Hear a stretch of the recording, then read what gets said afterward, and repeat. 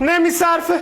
یعنی دو تا گاوم بنداز اینجا اصلا احساس غریبی نمیکنن. چطور؟ چون حس میکنن طویلشو عوض شده. پاتو جمع کن اینجا دیگه. اون نخوردی مگه باده دیگه. آقا مگه این پسر صابخونه نیست؟ چرا از این داره کار میکنه؟ این شاه پسر از اتاق سیگار پیدا کردم. قول داده به عمو تو کارا کمک کنه تا به بابا چیزی نگم. بدو.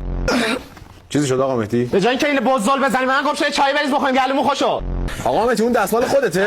پس کجا آوردیش؟ همین پایین یه تیشرت برداشتم دیگه. اون از کانادا خریدم $200. اوه این پولدارا انگار از کونه فیل افتادن. $200 چقدر میشه مگه؟ 23 میلیون. ناموسن؟ داداش ببخشید خدمتشون. آقا مهدی چای خدمت شما. دست در نکن.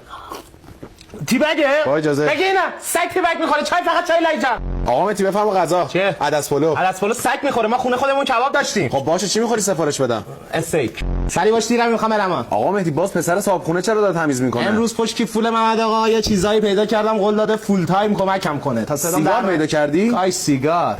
آقا مهدی ساعتو چرا میکشی جلو؟ ما ساعتی پول میگیریم دیگه واسه بکش. آقا مهدی رفتن این لباسا رو ببر واسه گل پسرت. چندش چیه؟ ایرانیه. پسر من جز لویی ویتون و ولنتینو هرمس چیزی نمیشه. گم شو مر بابا. داش مهدی مخلصه.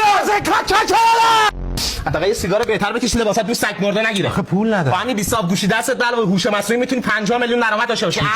میری آکادمی مجیدی نژاد کلاسای براشش ثبت نام میکنی از امارات بهت مدرک میدن از اون ور میتونی مهاجرت کنی کلاساش هم رایگانه. جدی؟ آره حالا پررو نشو تا به بابات نگفتم بیا اونجا رو تمیز کن.